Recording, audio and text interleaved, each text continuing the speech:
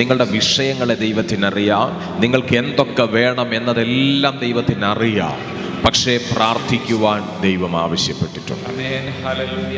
കരയുന്ന കുഞ്ഞിന് പാല് കൊടുക്കുന്നത് പോലെ പ്രാർത്ഥിക്കുന്ന ഒരു ദൈവഭക്തന് വേണ്ടി പ്രവർത്തിക്കുന്ന ഒരു ദൈവത്തിന്റെ പ്രവൃത്തി തൻ്റെ കുഞ്ഞുങ്ങളുടെ ജീവിതത്തിൽ ഉണ്ടായിരിക്കും.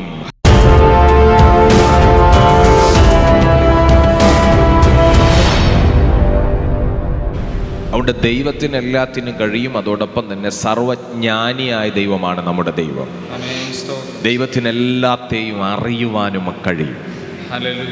അതുകൊണ്ട് തന്നെ നാം ഇവിടെ ഇരിക്കുമ്പോൾ നമ്മുടെ ഭാരങ്ങളെ ദൈവത്തിനറിയാം, നിങ്ങളുടെ വേദനകളെ ദൈവത്തിനറിയാം, നിങ്ങളുടെ വിഷയങ്ങളെ ദൈവത്തിനറിയാം, നിങ്ങൾക്ക് എന്തൊക്കെ വേണം എന്നതെല്ലാം ദൈവത്തിനറിയാം.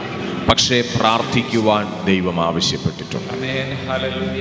കരയുന്ന കുഞ്ഞിന് പാല് കൊടുക്കുന്നത് പോലെ പ്രാർത്ഥിക്കുന്ന ഒരു ദൈവഭക്തന് വേണ്ടി പ്രവർത്തിക്കുന്ന ഒരു ദൈവത്തിന്റെ പ്രവൃത്തി തൻ്റെ കുഞ്ഞുങ്ങളുടെ ജീവിതത്തിൽ ഉണ്ടായിരിക്കും. ഹല്ലേലൂയ. പ്രാർത്ഥിക്കുന്ന ചില ദൈവിക മക്കളെ കുറിച്ച് വേദപുസ്തകത്തിൽ നിന്ന് നമുക്ക് ഒരുമിച്ച് ചിന്തിക്കാം. എന്തിനൊക്കെ വേണ്ടി പ്രാർത്ഥിച്ചിട്ടുണ്ടെന്നറിയാമോ? നമുക്ക് എല്ലാറ്റിനും വേണ്ടിയും പ്രാർത്ഥിക്കാം. അത് ദൈവത്തിൻ്റെ ഹിതത്തിനൊത്തവണ്ണമാകണമെന്ന് മാത്രം നമ്മുടെ ആഗ്രഹങ്ങൾ. മോശ ശക്തമായി പ്രാർത്ഥിക്കുന്ന ഒരു മനുഷ്യനാണ്. പ്രാർത്ഥിക്കുന്ന മനുഷ്യനാണ്. നമ്മുടെ ജീവിതത്തിൽ പ്രാർത്ഥിക്കുവാൻ നാം സമയം കണ്ടെത്തണം.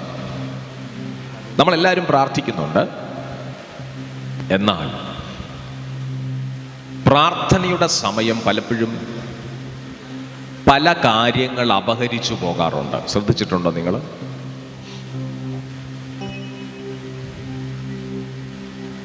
ഞാൻ ദൈവത്തിന് സ്തോത്രം ചെയ്യുന്നു. ഒരിക്കലൊരു സഹോദരി വിളിച്ചിട്ട് ഭാരത്തോടെ എന്നോട് ഒരു പ്രാർത്ഥന വിഷയം അറിയിച്ചു. ഇതാണ് വിഷയം. പാസ്റ്ററെ, രാത്രിയിലെ പ്രാർത്ഥന, കുടുംബ പ്രാർത്ഥന നടക്കുന്നില്ല. എനിക്ക് അതിൽ നിന്നൊരു വിടുതൽ വേണം. എങ്ങനെ പോയിക്കൊണ്ടിരുന്ന കുടുംബം എന്നറിയാവോ? ഞങ്ങളുടെ കുടുംബം രാവിലത്തെ പ്രാർത്ഥന മുടക്കാറില്ല. അവിടെ ഒരു അപ്പച്ചനുണ്ടായിരുന്നു. അപ്പച്ചന് ഭയങ്കര നിർബന്ധമാണ് കുടുംബ പ്രാർത്ഥനകൾ മുടക്കാതിരിക്കുക എന്നത്. നിങ്ങൾ ശ്രദ്ധിച്ചിട്ടുണ്ടോ? ഇച്ചിരി പ്രായമുള്ളവർക്കൊക്കെ ഭയങ്കര ഭക്തിയുള്ളവരാണ്. ഇന്നത്തെ തലമുറയിലുള്ള മക്കള് അപ്പനും അമ്മൻ്റെയും ശക്തമായിരിക്കുന്ന ആത്മീയത കണ്ടു കഴിഞ്ഞാൽ അവർ പറയും ഇവർക്ക് വട്ടാണ്, എപ്പോഴും പ്രാർത്ഥന പ്രാർത്ഥന, എപ്പോഴും ആത്മീയത എന്നും പറഞ്ഞ് നടക്കുവാണ്. ഇങ്ങനെയൊക്കെ പറഞ്ഞ് കളിയാക്കി പോകുന്ന മക്കളെ നമുക്ക് കാണാം. പക്ഷേ ഈ അപ്പച്ചനും അമ്മച്ചിയും പ്രാർത്ഥിക്കുന്നതിൻ്റെ കാര്യം എന്തെന്നറിയാം? സ്തോത്രം. ഇന്നത്തെ പോലെയുള്ള വലിയ സൗകര്യങ്ങളൊന്നുമില്ലാത്തൊരു കാലമാണ് അവരുടെ ചെറുപ്രായങ്ങൾ. അവർ വളർന്നു വന്നത് ഒരു നേരത്തെ ഭക്ഷണത്തിന് പോലും വഴിയില്ലാത്ത കാലത്താണ്. ദൈവമേ ദൈവമേ എന്ന് വിളിക്കുകയല്ലാതെ വേറൊരു മാർഗമില്ല. ദൈവത്തെ വിളിച്ചിറക്കി പ്രാർത്ഥിച്ചു മറുപടി ലഭിച്ചുകൊണ്ട് അവർ ഓരോ ദിവസങ്ങളും അവരുടെ ജീവിതം മുൻപോട്ട് വെച്ച് വന്നവരാണ്. അവർക്ക് ദൈവമായിട്ടുള്ള ബന്ധത്തിൽ നിന്ന് അകന്നിരിക്കാൻ കഴിയുകയില്ല. സ്തോത്രം. അതുകൊണ്ട് അവർ പ്രാർത്ഥന മുടക്കത്തില്ല. ഞാൻ നമ്മുടെ മേരിക്കുട്ടി സിസ്റ്ററുടെ അമ്മച്ചിയെ ഒന്ന് ഓർത്തു പോകുന്നു.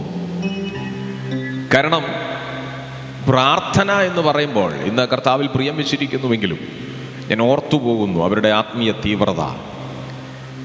സ്തോത്രം. പ്രാർത്ഥന എന്ന് പറയുമ്പോൾ അവർക്ക് വളരെ ഒരു ആഗ്രഹമാണ്. ആ സിസ്റ്ററിന്റെ വീട്ടിലെ, മേരിക്കുട്ടി സിസ്റ്റർ വീട്ടിലെ നമ്മൾ പ്രാർത്ഥന നടത്തിക്കൊണ്ടിരുന്ന സമയത്ത് നേരത്തെ കാര്യങ്ങൾ ക്രമീകരിച്ച് ഒരുങ്ങിയങ്ങിരിക്കാൻ പ്രത്യേക ഉത്സാഹം ആ വീട്ടിൽ ആദ്യം കാണിക്കുന്നത്. ഒന്നുകൂടെ പറഞ്ഞാൽ അവരുടെ മക്കളിലായാലും ഇനി ഒരു പക്ഷെ ഞാൻ പോലും പ്രാർത്ഥന നടത്താൻ പോകുന്ന ഞാൻ പോലും അങ്ങോട്ട് പോകാൻ കുളിച്ച് ഫ്രഷായി ഡ്രസ്സ് ചെയ്ത് ഒരുങ്ങുന്നതിന് മുൻപേ, മനസ്സിലാകുന്നവർക്കായി സ്തോത്രം, അവരവിടെ ഒരുങ്ങിയിരിക്കുകയാണെന്നാണ് കേൾക്കുന്നത്. പ്രാർത്ഥനാ സ്ഥലത്ത് വല്ല വിധേനയും ഒന്ന് എത്തിപ്പെട്ട് കിട്ടിയാൽ മതി. എന്തിനു വേണ്ടിയാണ്? അവിടെ പോയി എന്തെങ്കിലുമൊക്കെ ലഭിക്കുമെന്നുള്ള ഭൗതിക കാര്യങ്ങളെ ഓർത്തൊന്നുമല്ല, ദൈവത്തെ അതുപോലെ സ്നേഹിക്കാൻ കഴിഞ്ഞതുകൊണ്ടാണ്. അതുപോലെ ദൈവത്തോട് പ്രാർത്ഥിക്കുവാൻ അവർക്ക് കഴിഞ്ഞതുകൊണ്ടാണ്. ഞാൻ ദൈവത്തിന് സ്തോത്രം ചെയ്യുന്നു. അങ്ങനെ ഒത്തിരി പേരുണ്ട് ഇതുപോലെ പ്രാർത്ഥനയുടെ സമയങ്ങൾ പല കാര്യങ്ങളും കവർന്നെടുക്കും പലരുടെയും ജീവിതത്തിൽ. അതെങ്ങനെ ആയിരിക്കുമെന്ന് അറിയാമോ? അപ്പം എന്നോട് പറഞ്ഞ സിസ്റ്റർ ഇതാണ് പറഞ്ഞത്. വൈകുന്നേരത്തെ പ്രാർത്ഥനകളൊന്നും എന്ത് ചെയ്യുന്നില്ല, നടക്കുന്നില്ല. അപ്പച്ചനുള്ള കാലത്ത് മുടങ്ങാതെ കുടുംബ പ്രാർത്ഥനകൾ നടക്കുമായിരുന്നു. പക്ഷേ ഇപ്പം കുറച്ച് നാളുകളായിട്ട് അപ്പച്ചൻ മരിച്ചതിന് ശേഷം രാവിലത്തെ പ്രാർത്ഥന, നേരത്തെ ഉണർന്ന് ഒരുങ്ങിയൊക്കെ ജോലിക്ക് പോകേണ്ടുന്ന കാര്യങ്ങളുള്ളത് കൊണ്ടൊക്കെ രാവിലത്തെ പ്രാർത്ഥന നടക്കാറുണ്ട്.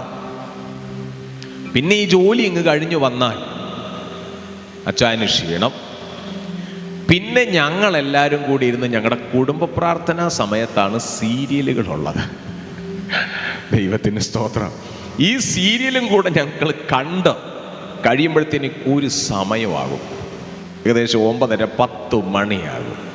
പിന്നെ അച്ചായനിങ്ങ് വന്നു കഴിഞ്ഞാൽ അച്ചായന് ഞങ്ങളിങ്ങനെ സീരിയലും കണ്ടിരിക്കുന്നത് കൊണ്ട് അച്ചായന് പിന്നെ പ്രാർത്ഥിക്കാനുള്ള ഇഷ്ടമൊന്നും അങ്ങനെ ഉണ്ടെങ്കിലും ഞങ്ങൾ ഒരുമിച്ച് കൂടി പ്രാർത്ഥിക്കുവാൻ കഴിയുന്നില്ല. അച്ചായൻ ഇതൊന്നും ഇഷ്ടവുമല്ല. അതുകൊണ്ട് തന്നെ ഞങ്ങളുടെ വൈകിട്ടത്തെ പ്രാർത്ഥന 10 മണിക്ക് ഞങ്ങൾ പിന്നെ ഭക്ഷണമൊക്കെ കഴിച്ച് ഒന്ന് കിടക്കുമ്പോൾ ഒരു സമയവും. പിറ്റേ ദിവസം നേരത്തെ എണീറ്റ് അച്ചായന് ജോലിക്ക് പോകണമല്ലോ. അതുകൊണ്ട് സീരിയലുകൾ കാണാൻ തുടങ്ങിയപ്പം പ്രാർത്ഥനയുടെ സമയം മൊത്തം സീരിയലുകൾ കവർന്നെടുത്തു. സ്തോത്രം. പ്രിയമുള്ളവരെ, വളരെ നൊമ്പരത്തോടു കൂടെയാണ് അവരെന്നോട് ഈ കാര്യം ആവശ്യപ്പെട്ടത്. എന്നിട്ട് പറഞ്ഞു, എനിക്കിതിൽ നിന്നൊരു മോചനം വേണം.